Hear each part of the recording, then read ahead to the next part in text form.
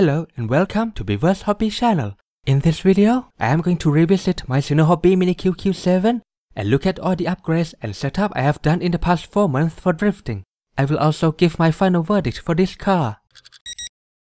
You might be wondering why I haven't uploaded any video about Mini QQ7 for a long time. The truth is, after I fixed the quality issue and the alignment, there was nothing else to do. This car is simply too perfect. It drifts like a dream, and I dare say it handles like a 1/10th drift car. I will talk about my final thought later. Now let's take a look at what I have done to my Q7 and what should you do if you want to build a micro RC drift car. First, the most important thing to make an RC car a drift car is the drift tire. To make a drift car, you start by putting the drift tires on, drive it, and keep improving the car from there. I recommend starting with Kyosho Mini Z drift tires. They offer constant grip throughout the ring and they are easy to control.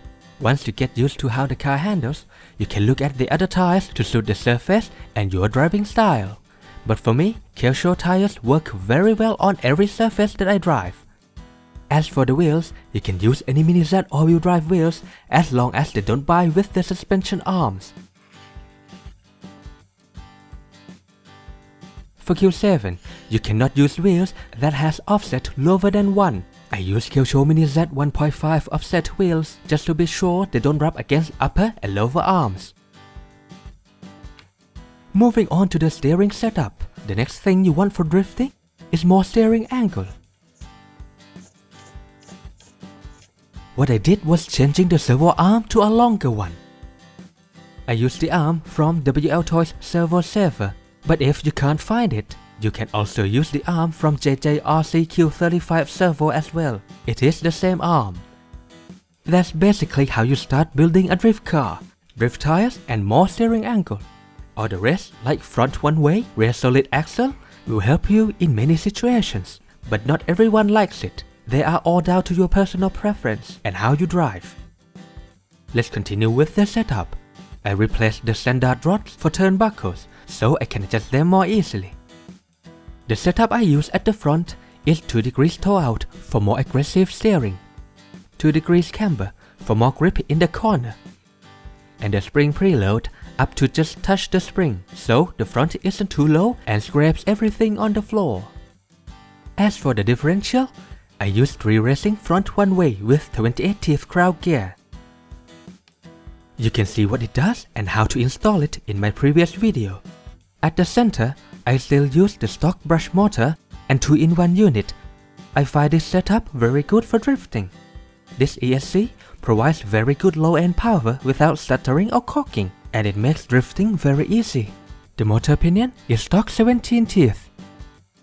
The servo is stock servo. It has good speed and precision, so there is no need to change it. I also changed the battery holder, because the one that came with the car is bent and I couldn't use a Mini Z body on it. This is one of the quality issues I was talking about.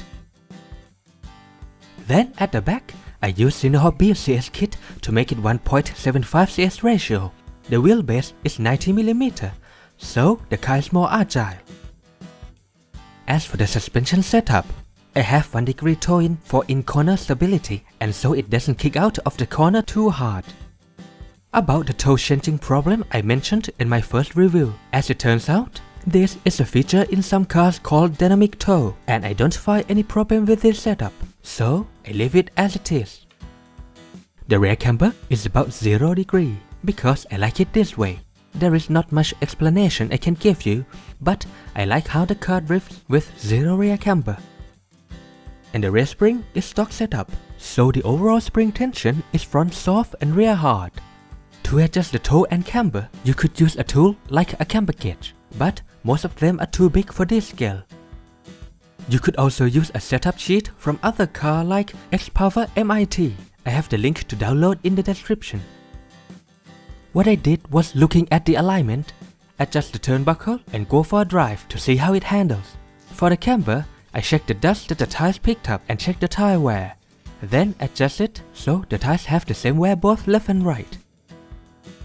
The body I am now using is the AE86 clear body that I cut and painted in one of my previous videos. It is my only 90mm body and it is very light. I put zip ties on the clips so they are easy to pull. Granted, they don't look very nice, but they are much easier to use and harder to lose like this. I also put a spoiler on the back. What it does is absolutely nothing. It is only there because I think a drift car doesn't look proper without a spoiler. And that's it for my current setup. My final thought about Mini QQ7 is I really like how it drifts. It is easy, precise and forgiving to drive. I can just come out and say that this car is absolutely fantastic. And it is telepathically accurate. It is really like I can just think of what I want to do and it will comply, no question asked. If I make a mistake, I can correct it very easily. Q7 is on another level of precision drifting. It is good as both 50/50 and CS. This car is versatile enough to be very good for both drifting and touring car racing. Of course, it has fair shares of faults too. The worst are build quality, parts quality and availability. Some parts can be sourced and replaced easily, like in my case, the battery tray, which I got the spare from Hobby King. Some parts are cross-compatible with other cars, like the shock absorbers, that is the same unit as on the Atomic AMZ. But at the moment, there are very little spare parts specifically for Q7, and the availability is poor.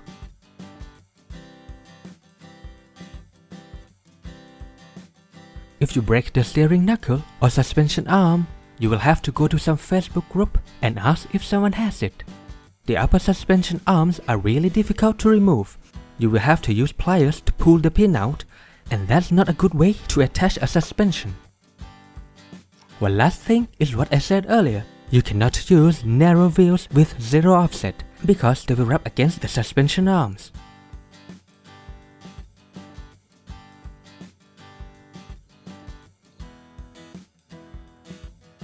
And that's it for the faults. Honestly, these are not deal breakers considering how well this car drives.